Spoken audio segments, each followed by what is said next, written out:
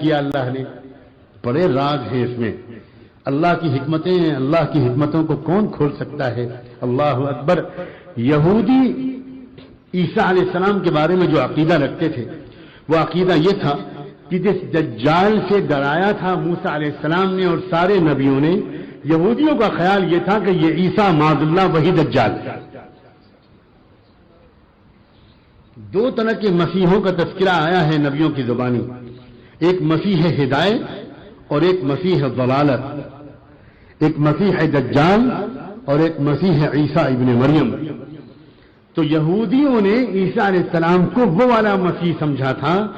جس مسیح کا تذکرہ دجال کے ساتھ کیا گیا، جو دجال ہے، اور ایک اور مسیح آئیں گے یعنی خود عیسیٰ۔ اللہ تعالیٰ کی طرف سے انتظام یہ کیا گیا کہ جن یہودیوں نے عیسیٰ علیہ السلام کو مسیح ضلالت سمجھا تھا، انہی یہودیوں کو یہی عیسیٰ علیہ السلام دنیا میں دوبارہ آ کر انہی یہودیوں کے لیڈر دجال کو قتل کرے۔ وہ دجال جو مسیح ضلالت تھا وہ آئے گا اور وہی عیسیٰ علیہ السلام اس مسیح ضلالت کو قتل کریں گے، جن کے بارے میں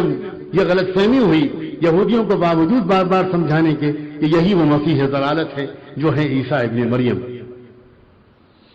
ایک مسیح دوسرے مسیح کو قتل کرے گا، مسیح ہدایت قتل کرے گا کس کو؟ مسیح ضلالت کو۔ مسیح ضلالت ہے دجال اور مسیح ہدایت تھے اور ہیں حضرت عیسیٰ علیہ السلام۔ یہ تو تذکرہ ہوا عیسیٰ علیہ السلام کا پچھلے دور کا۔ تذکرے تو اس دور کے بھی بہت باقی ہیں، میں کئی چیزوں کو حذف کرتا ہوں۔ اب ایک تذکرہ مستقبل کا کرنا بھی ضروری ہے، اس کے بعد آخر میں خلاصہ، کیا سبق ملا ہم کو اس واقعے سے، اور پھر دعا۔ مستقبل کے بارے میں اللہ پاک نے قرآن مجید میں صاف صاف فرما دیا، وَإِنَّ مِنْ أَهْلِ الْكِتَابِ إِلَّا لَيُؤْمِنَنَّ بِهِ قَبْلَ مَوْتِهِ أَوْ لَيُؤْمِنُنَّ بِهِ قَبْلَ مَوْتِهِ وَيَوْمَ الْقِيَامَةِ يَكُونُ عَلَيْهِمْ شَهِيدًا۔ فرمایا کہ قیامت کے عیسیٰ علیہ السلام کی موت سے پہلے بڑی تعداد میں اہل کتاب عیسیٰ علیہ السلام پر ایمان بھی لائیں گے، اور قیامت کے دن یہی عیسیٰ ان تمام لوگوں کے اوپر گواہ ہوں گے۔ اچھی طرح سمجھ لیں اس بات کو، یہ گفتگو آپ کے لیے بھی مفید ہے اور اس کے علاوہ انشاءاللہ ان بہت سے لوگوں کے لیے بھی مفید ہے جو اس وقت بھی مختلف ملکوں اور شہروں میں بیٹھ کر یہ باتیں سن رہے ہیں۔ ہمارے نوجوان بچے اور بچیاں لاکھوں کی تعداد میں یا اس سے بھی زیادہ جو دنیا کے مختلف کالجوں میں پڑھتے ہیں، ان کو آج کل کے دنوں میں دسمبر میں خاص طور پر عیسیٰ علیہ السلام کے بارے میں بہت کچھ بتایا جاتا ہے۔ وہ لاکھوں کروڑوں بچے اور بچیاں جن کے علم میں انشاءاللہ یہ آئے گا اور جن میں ہزاروں آج سن بھی رہے ہوں گے، اللہ ان کو قدر کی توفیق دے اور اس مضمون کو اور مکمل کرنے کی اللہ مجھے کبھی توفیق دے۔ اور یہ بات ہر وہ مسلمان نوجوان خاص طور پر جو کالجوں میں عیسیٰ علیہ السلام کے بارے میں بہت ہی گمراہانہ اور جھوٹ باتیں سن رہا ہے اور پڑھ رہا ہے، ان تک یہ باتیں پہنچیں، یہ ہماری ذمہ داری ہے۔ عیسیٰ علیہ السلام کے بارے میں اللہ تعالیٰ نے صاف صاف قرآن مجید میں بھی اشارہ فرمایا اور ان اشاروں کو کھولا ہے رحمت دو عالم صلی اللہ علیہ وآلہ وسلم نے ایسی احادیث میں جن پر شک نہیں کیا جا سکتا، جو متواتر احادیث کہلاتی ہیں۔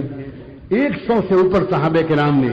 اپنی اپنی سندوں کے ساتھ اس بات کو روایت کیا ہے۔ تمام محدثین نے ان روایات کو اعلیٰ ترین سندوں کے ساتھ روایت کیا ہے۔ حدیث متواتر کا انکار کرنا کفر مانا جاتا ہے۔ اچھی طرح سمجھ لیجئے، حدیث متواتر کا انکار کرنا قرآن کی آیت کی طرح کفر مانا جاتا ہے۔ یہ بات احادیث متواترہ سے ثابت ہے اور یہ ہمارے بنیادی عقیدوں میں ہے۔ علماء اس بات کو نوٹ کریں کہ عیسیٰ علیہ السلام کے دوبارہ دنیا میں اترنے کا مسئلہ صرف احادیث فتن میں نقل نہیں ہوا، آئندہ ہونے والے واقعات اور پیشن گوئیوں میں نقل نہیں ہوا۔ امام مسلم رحمۃ اللہ علیہ جیسے عظیم محدث نے عیسیٰ علیہ السلام کے دنیا میں دوبارہ آنے کے واقعے کو کتاب الایمان میں نقل کیا ہے، اور یہ اس بات کی علامت ہے کہ امام مسلم رحمۃ اللہ علیہ ہم کو یہ اشارہ دینا چاہتے ہیں کہ کتاب الایمان میں جتنی چیزیں ذکر کی گئی ہیں، تو وہ چاہے ایمان باللہ ہو، چاہے وہ ایمان بالملائکہ ہو، چاہے وہ ایمان بالرسل ہو، چاہے وہ ایمان بالتقدیر ہو، ایمان بالقدر خیرہ و شرہ ہو، یا ایمان بالآخرہ ہو، جس طرح ان میں سے کسی کا بھی انکار کرنا کفر ہے، ویسے ہی عیسیٰ علیہ السلام کے دنیا میں دوبارہ واپس آنے کا انکار کرنا یا گھما پھرا کر اس کا کوئی اور مطلب نکالنا، یہ بھی کفر ہے، یہ بھی کفر ہے، یہ بھی کفر ہے۔ اس زمانے میں بہت سے نام نہاد روشن خیال دانشور قسم کے لوگ اور وہ علماء جو اصل میں علماء نہیں ہیں بلکہ وہ اللہ جانے دین فروش ہیں کیا ہیں،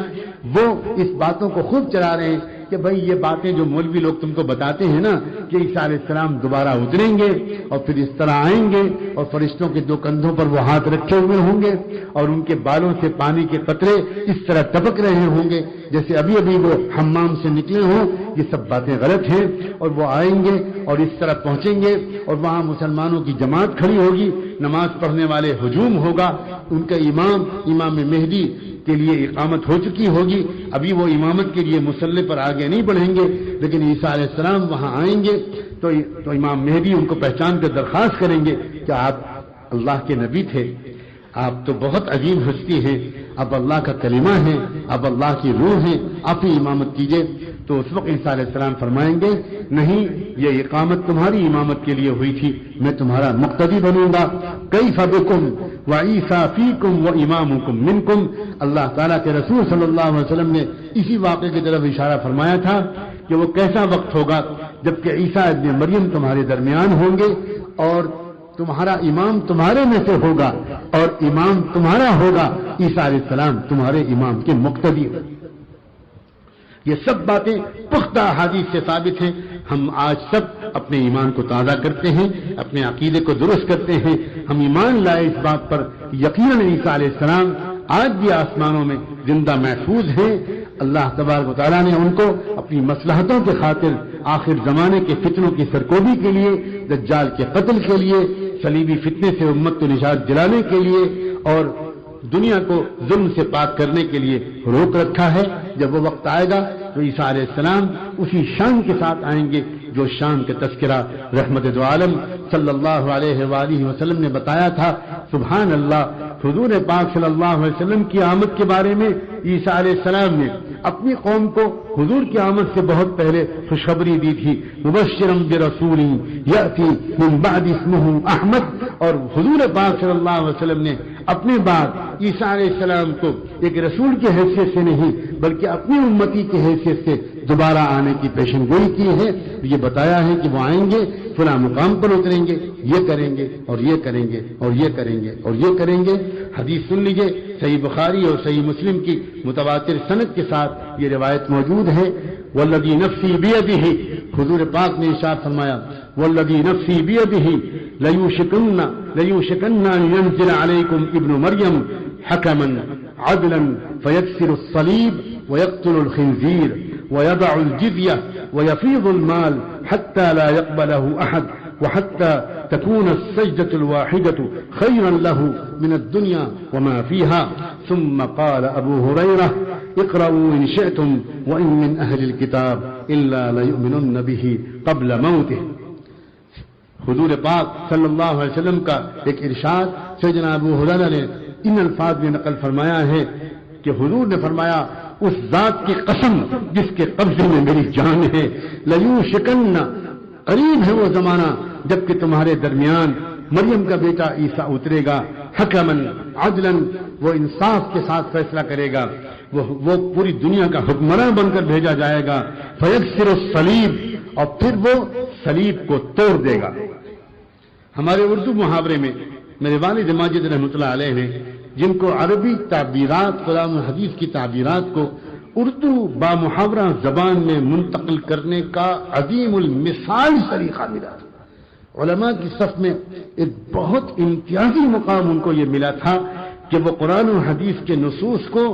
اردو کے ادبی آسان بامحاورہ زبان میں جس طرح منتقل کرنے کی قدرت رکھتے تھے، یہ بات بہت بڑی نعمت ہے. علماء کو چاہیے کہ وہ اس بات کی فکر کریں کہ وہ قرآن و حدیث کی کسی بھی آیت یا حدیث کا کوئی ترجمہ کرے تو اس زبان میں کریں جس زبان کو لوگ سمجھتے ہوں. اپنی زبان و بیان کو اچھا بنانا یہ بھی علماء کا فرض ہے. دیہاتی زبان کا جان بوجھ کر بولنا یہ تواضع نہیں ہے، یہ کوئی نیکی اور شرافت نہیں ہے. اپنی زبان کو خراب کرنا یہ کوئی سمجھداری بالکل نہیں ہے. هو افصح مني لسانا، یہ بھی ایک شرف ہے. چنانچہ یکسر الصلیب، والد ماجد رحمۃ اللہ علیہ نے اس جگہ پر معارف الحدیث میں لکھا ہے کہ ہماری اردو زبان میں ایک لفظ بولا جاتا ہے بت شکنی. بت شکن، اس سے مراد یہ نہیں ہوتا کہ کوئی جائے اور بت کو توڑے، بلکہ بت شکنی کا مطلب ہوتا ہے دنیا سے شرک کو مٹانا، شرک کا زور توڑنا، مشرکانہ تہذیب کے غلبے کو ختم کرنا. تو یکسر الصلیب کا مطلب یہ نہیں ہے کہ وہ دنیا بھر کی جو صلیبیں ہیں وہ اکٹھا کرتے رہیں گے اور ان کو توڑتے رہیں گے، اور جتنے کراس دنیا میں ہیں ان سب کو توڑتے رہیں گے. اس کا مطلب یہ نہیں ہے. اس کا مطلب یہ ہے